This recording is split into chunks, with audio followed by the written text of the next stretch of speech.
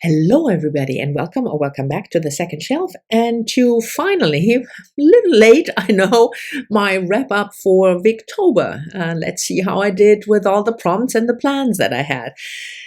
And a little late because it is obviously already November and we are head over heels in nonfiction November.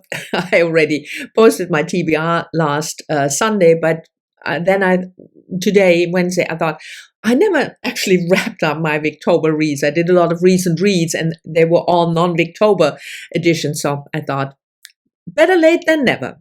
Too much information.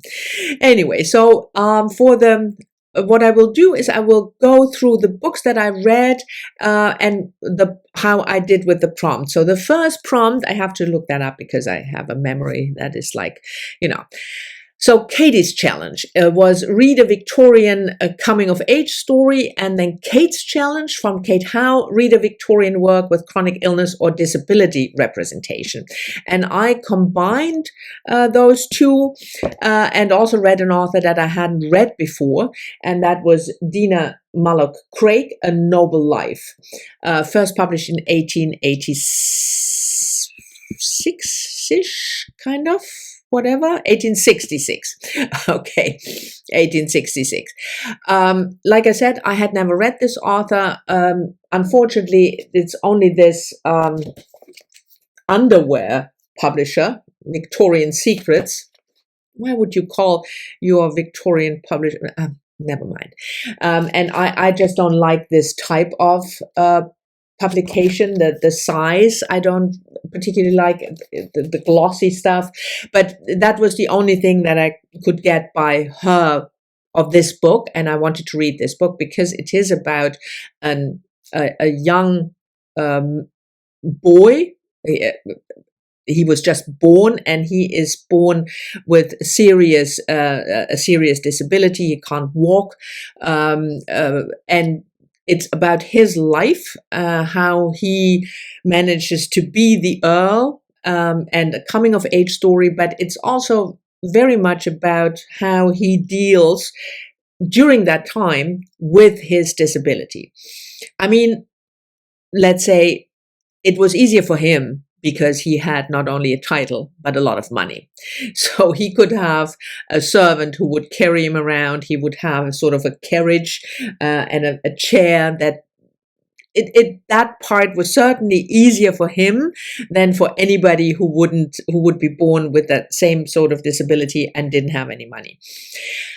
I can't say that I loved this book. There was way too little plot for me, and it was way too moralistic. You just have to deal with what God gave you. But it was still interesting because I had never thought about representation of chronic illness or disability in Victorian literature.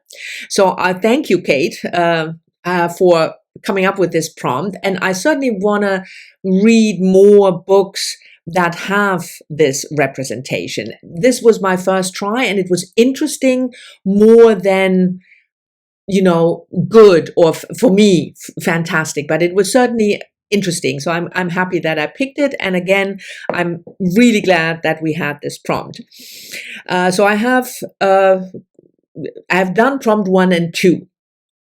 And the third prompt was read, I forgot by whom, sorry, Marissa came up with the prompt, read a Victorian short story. And I already talked about this collection quite a bit. This is The Long Gaze Back, an anthology of Irish female writers. I read this with Kim, and it's from pre-Victorian. The first short story is by Maria Edgeworth, and then the second is, I don't have to show you that, but the second is by Charlotte Riddell.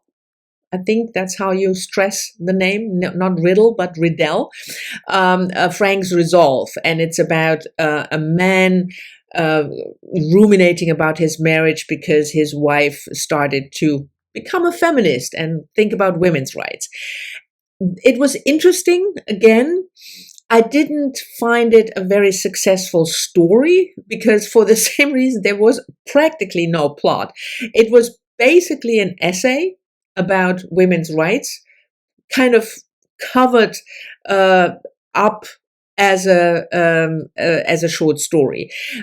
But what I found interesting certainly was the way that in that, I don't know when this short story was published, because that is the one irk that I have with this collection, that it doesn't say the publication date of the stories, which I don't understand, but that's a gripe for another day.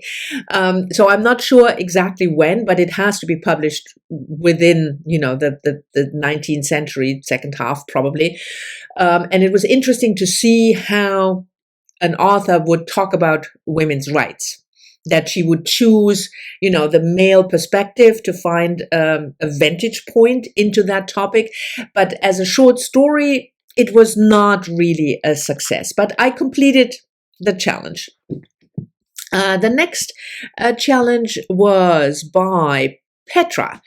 Read a Victorian book and watch a screen adaptation.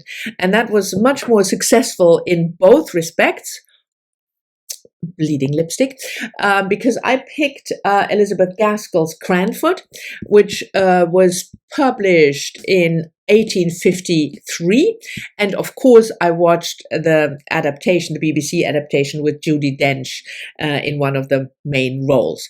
So this is a book that worked for me, even though there was very little plot again, because it's actually a series of vignettes of the life of women in that little town called Cranford. And they are mostly women living there, widows, or, there are a couple of men, but they are often regarded as a nuisance, especially in the house. So you have spinsters and widows, and the life in this little village, and how these women deal with each other's, the friendships, but also the jealousies and the everyday life. And I thought it was really, really charming. I loved Elizabeth Gaskell's writing anyway, and the way she can really she makes you feel part of that life and of that village. And the women are delightful, and various characters, you have the nosy one, and you have the concerned one, and a young woman who is our narrator. She always visits the village, or she gets letters from the village, and that's our entrance point into the life of the Cranford women. But I thought it was really a delight to read. But if you expect a plot, this might not be your favorite book. But I'm very plot oriented, and I loved it because I loved the way the life was depicted. And of course, the BBC adaptation of Cranford, it's, I think, I can't remember, three parts, I guess. And I thought it was just fantastic. The really very good actresses, not only Judi Dench, but the whole cast was fantastic. And it was very true to the book, even though it doesn't just follow the first story or vignette and then the second. It sort of combines it and makes it its own, which it should do because it's a different medium. But it's very true to what I felt the book depicted when I read it. So that was definitely a success. Less successful, I'm sorry, Ross, was the last prompt to read a Victorian poem. I started this one 2 days ago, and it's long. This is just one poem.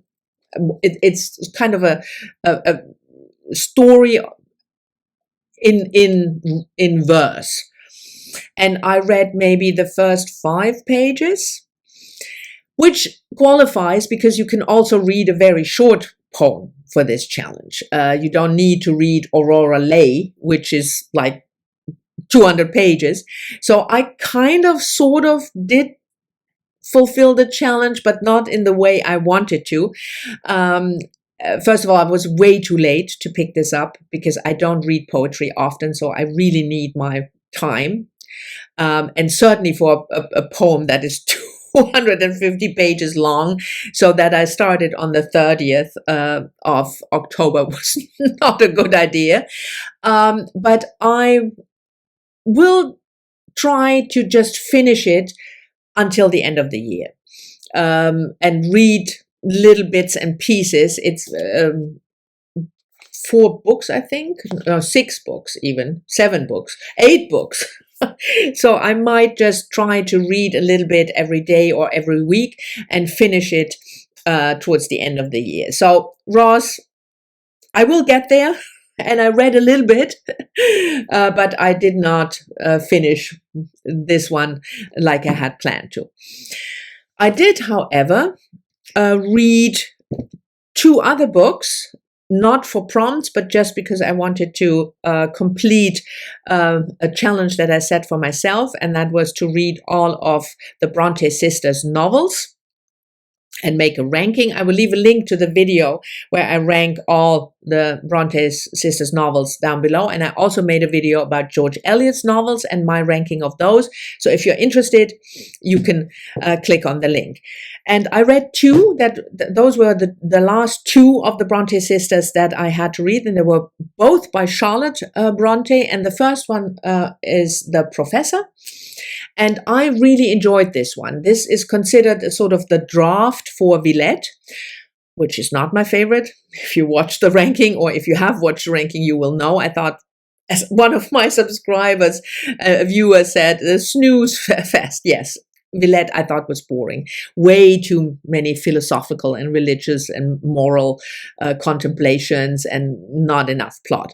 This is a sort of plot-oriented version of that. We follow this man, the professor, William Crimsworth, who goes to Brussels to seek his fortune as a teacher, and then he falls in love and he gets seduced by somebody else, and you have this love triangle, and that's what the book is about. I really thought it was well done, and it was less bloated, in my opinion, with, topics and contemplations about religion. But Villette is considered one of her masterpieces, so it's probably just me. But I read this one, and then I read Shirley, also by Charlotte Bronte. And again, this was a discovery because I feel that this book is really underrated. I mean, it's huge. You have to take your time with it, but the story of this man, the manufacturer Robert Moore, he has introduced labor-saving machinery to his Yorkshire mill, and then plot ensues from there. But it's mainly following 2 women, Shirley and Carolyn. Shirley is financially independent. She's an heiress, and Carolyn has to live with her uncle because she doesn't have any money, and she has to live a life that she doesn't want to live because her uncle has the money and determines for her how she should live. So the topic, I felt, was really interesting, and it was kind of early feminism almost, because it showed you that the only way a woman at that time in Victorian age, according to Charlotte Bronte, the only way a woman could live the life that she wanted was if she was financially independent. And that didn't mean that she wouldn't marry, but she could choose. She had choices that a woman like Carolyn didn't have. And again, of course, if you are from the working class in Victorian age and a female, you had even less choices, probably none at all. But I thought it was interesting that it talked about women of a certain social standing, and still you couldn't do what you want because you didn't have any money and you were not financially independent. So I really enjoyed this book. So this was a success, and it completed my own challenge so I have read all of George Eliot's novels, and I have read all novels written by the Bronte sisters. So I feel very accomplished, even though I didn't really finish the prompt about reading a poem. But anyway, so this was my Victober wrap-up. It was a very good Victober, if I look back on it. And thank you very much for watching. I hope you've enjoyed it. Let me know whether how your Victober went, if you still remember. Maybe you are so much into nonfiction November that you've forgotten about October. But I'm looking forward to any comments anyway, as you know, and I'll see you all soon in the next one.